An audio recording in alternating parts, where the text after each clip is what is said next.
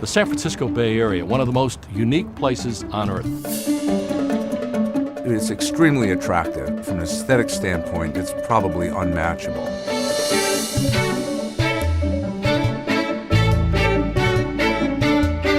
Our Bay Area is made up of 9 counties and almost 7 million people.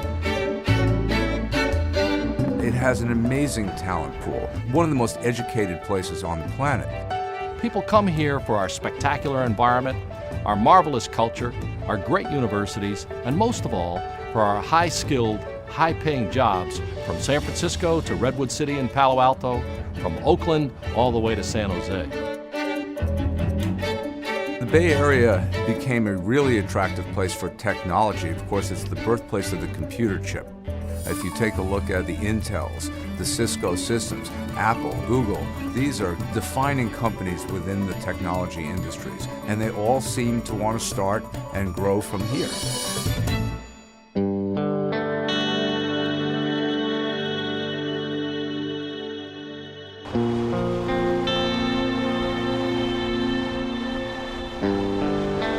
The dilemma in the Bay Area, of course, is that we don't have enough housing to balance our jobs. And one of the biggest problems that we hear from our workers in an innovation economy is we need to be able to buy a home that's close to our work and good for our families and good for our companies. The housing shortage works 2 ways, 2 perverse ways. One is it means that the remaining housing is very expensive, and the only affordable housing is more and more distant.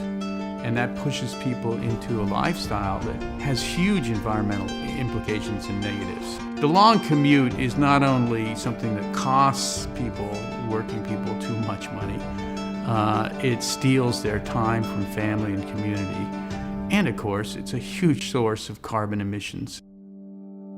It breaks my heart when I hear of people and meet people and know people who are traveling from the Central Valley to Silicon Valley every day for their jobs. They leave in the dark, they return home in the dark, they can't participate in their local community, and they're dog-tired at their jobs.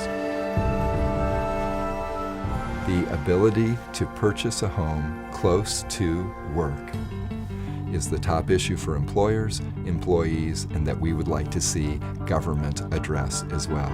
It's the top issue in the boardrooms and in people's living rooms. People want easy access to transportation. They want to live near their job. They want to, in many cases, be able to bike to work or walk to work. So those kind of communities are going to attract the future innovative companies. We need to be on the front end of that.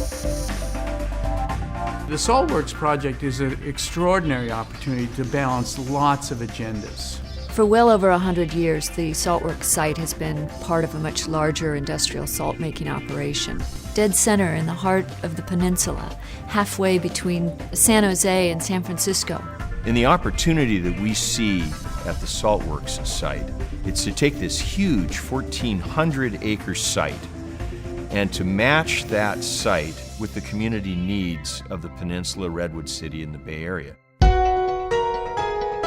We've provided open space. In this case, more than half the site is in one form of open space or another.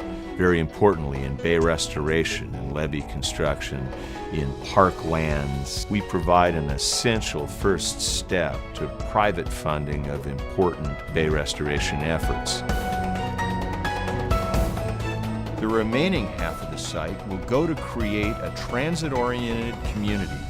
We're right in the heart of the Silicon Valley Job Center, exactly where you want to put it if you want to actually help the Bay Area reduce its greenhouse emissions. What we've planned is 10,000 to 12,000 housing units, but really an array in price and type. 15% of those will be sold at below market rate. We'll create 5 schools for the educational needs of the generations to follow. 60 acres will be created in sports parks that deal with the regional recreational needs that today go unmet. And people will live in this kind of compact community if they've got transit, if they've got parks, if they've got wonderful scenic vistas. We can provide all of that. I think that What's most exciting is how many things we get to accomplish with the Saltworks project. We operate on a philosophy that people support what they help create.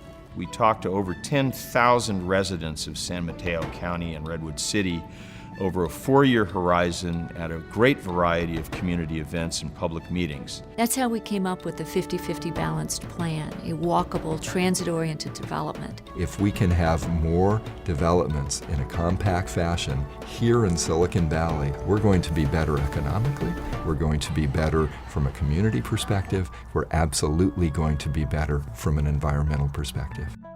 As our world evolves, we know that development of tomorrow is going to be much more located in infill settings and brownfield settings, where we have to increase densities in order to meet some of the challenges of today.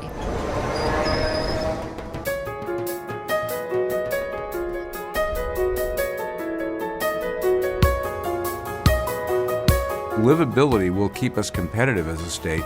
Livability will keep us competitive as a nation. We're in a global economy.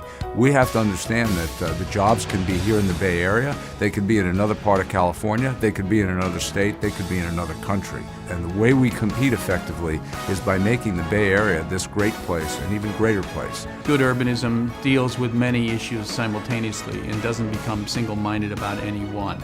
So we have location, we have scale, we have density, we have transit, we have all of the elements necessary to create a livable and walkable community for the 21st century.